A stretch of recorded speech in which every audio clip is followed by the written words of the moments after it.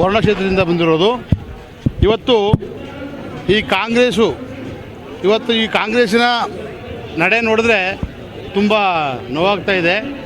ಇವತ್ತು H C ಮಹದೇವಪ್ಪರವರು ಈ ಮೈಸೂರು ಭಾಗ ಅನ್ನೋದಕ್ಕಿಂತ ಕರ್ನಾಟಕದಲ್ಲಿ ಒಬ್ಬ ಹಿಂದುಳಿದ ನಮ್ಮ ದಲಿತ ನಾಯಕರು. ಇವತ್ತು ಕಾಂಗ್ರೆಸ್ಸು ದಲಿತರ ಓಟನ್ನು ತಕ್ಕೊಂಡು ಇವತ್ತು ಇಲ್ಲಿವರೆಗೂ ಕೂಡ ರಾಜ್ಯಭಾರವನ್ನು ಮಾಡಿದೆ. ನಮಗೆ ದಲಿತರಿಗೆ ಮುಖ್ಯಮಂತ್ರಿ ಕೊಡಬೇಕಾಗಿರ್ತಕ್ಕಂಥ ಒಂದು ಸಂದರ್ಭ ಇದುವರೆಗೂ ಕೂಡ ಆ ಒಂದು ಕೆಲಸವನ್ನು ಕೂಡ ಮಾಡೋಕ್ಕಾಗಿಲ್ಲ.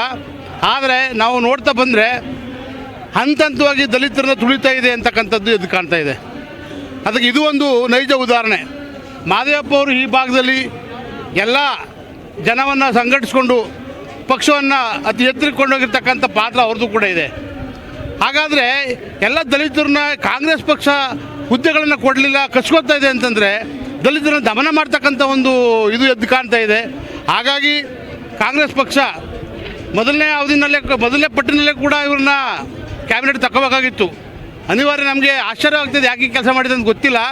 ಏನೇ ಇರಲಿ, ಡಿ ಕೆ ಶಿವಕುಮಾರ್ ಅವರ ಈ ಒಂದು ಸರ್ಕಾರದಲ್ಲಿ ಈ ಮಹದೇವಪ್ಪ ಅವ್ರನ್ನ ಇಲ್ಲಿ ಕೈ ಬಿಡ್ತು ಅಂತಂದರೆ ಮುಂದಿನ ದಿನಗಳಲ್ಲಿ ಕಾಂಗ್ರೆಸ್ಸಿನ ಪರಿಸ್ಥಿತಿಯನ್ನು ಅವರೇ ಅನುಭವಿಸ್ಬೇಕು ಬರ್ತದೆ. ಹಾಗಾಗಿ ಈ ಸರ್ಕಾರ ಎಚ್ಚೆತ್ಕೊಂಡು ಈಗಲಾದರೂ ಅವರಿಗೆ ಉನ್ನತ ಸ್ಥಾನವನ್ನು ಕೊಟ್ಟು ಅವರ ಸ್ಥಾನಮಾನಕ್ಕೆ ಗೌರವ ಕೊಟ್ಟು ಜನಾಂಗಕ್ಕೆ ಅನುಕೂಲ ಆಗೋಂಥ ಕೆಲಸ ಮಾಡಬೇಕು ಅಂತ ಈ ಸಂದರ್ಭದಲ್ಲಿ ನಾನು ಆಗ್ರಹ ಮಾಡ್ತಾ ಇದ್ದೀನಿ.